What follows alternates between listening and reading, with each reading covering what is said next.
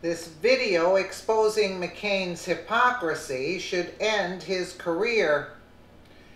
John McCain dragged himself out of a hospital after being diagnosed with brain cancer to cast the deciding vote that would kill the Obamacare repeal effort. John McCain stabbed the American people in the back, but it's even worse than that. This is the man who used the Obamacare repeal as the cornerstone of his entire political career.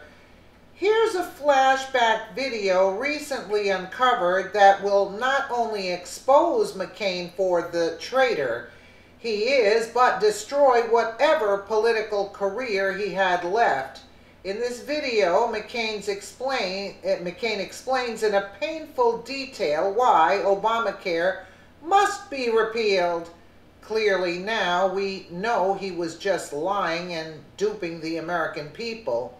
Either that or he selfishly wanted to get back at Trump instead of doing the right thing, and I think it's the latter.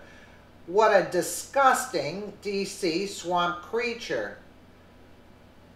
Let's take a listen to an old video here.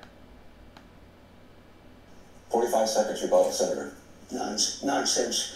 But the point is that now Congresswoman Kirkpatrick wants us to work together to fix it.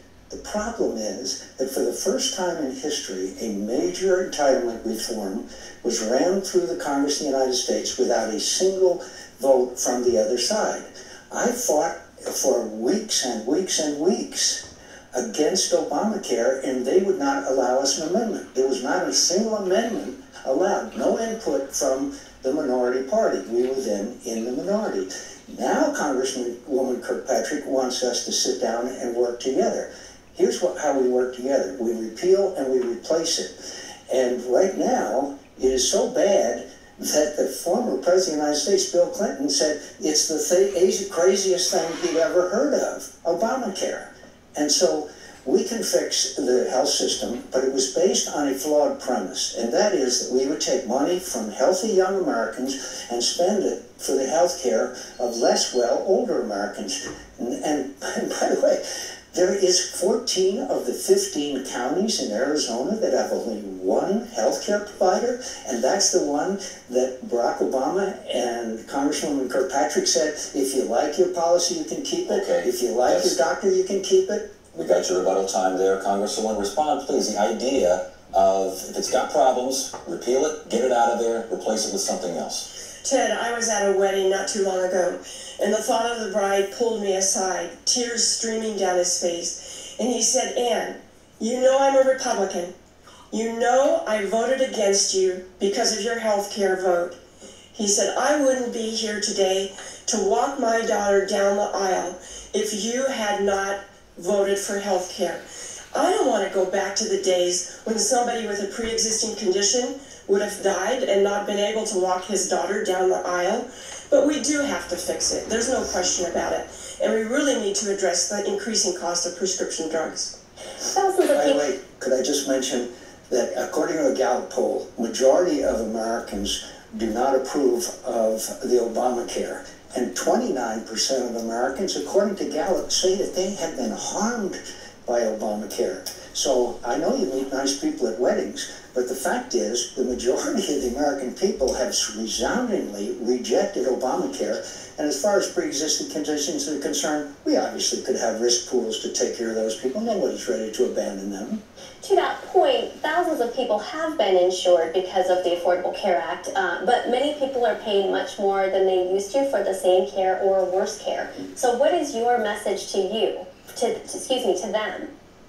Yes, and I just heard from a man the other night who had private insurance, and his insurance rates this year were going to be $3,650 a month. And he said, thank heavens he was able to get insurance through Obamacare, and his premium's about $500 a month. Blue Cross Blue Shield has announced that they're going to have a 65% increase in their charges. 65%. The co-pays and the deductibles are skyrocketing out of sight, and that's why 21 million Americans were predicted to have been part of Obamacare, and only 9 million Americans have. The whole thing is collapsing like a house of cards. Would the whole thing have collapsed like a house of cards, as you describe it, if Congress, instead of repeatedly trying to repeal the ACA, worked to try to improve it? We would be glad to try to fix it, but because it was based on a flawed premise that I just described to you, we have to scrap it and start over. It was based on the wrong idea that we were going to penalize young people. Those young people would rather pay the fine. And by the way, I have legislation that if there's only one healthcare provider, as there is in 14 of the 15 Arizona counties, then they shouldn't have to pay a fine. There's no choice there. There's no doctor that they like that they can keep. It's a scam, and the problem is that the cost is becoming prohibitive, and we've got to change it and fix it. All right, move on to our next question. What a difference, right? What a difference. What a difference from what he's saying today. Con artist, hypocrite, I would say. And a warmonger, I have him, but I mean, this is like totally unreal. Let us know what you think in the comments below, and thank you so much for watching.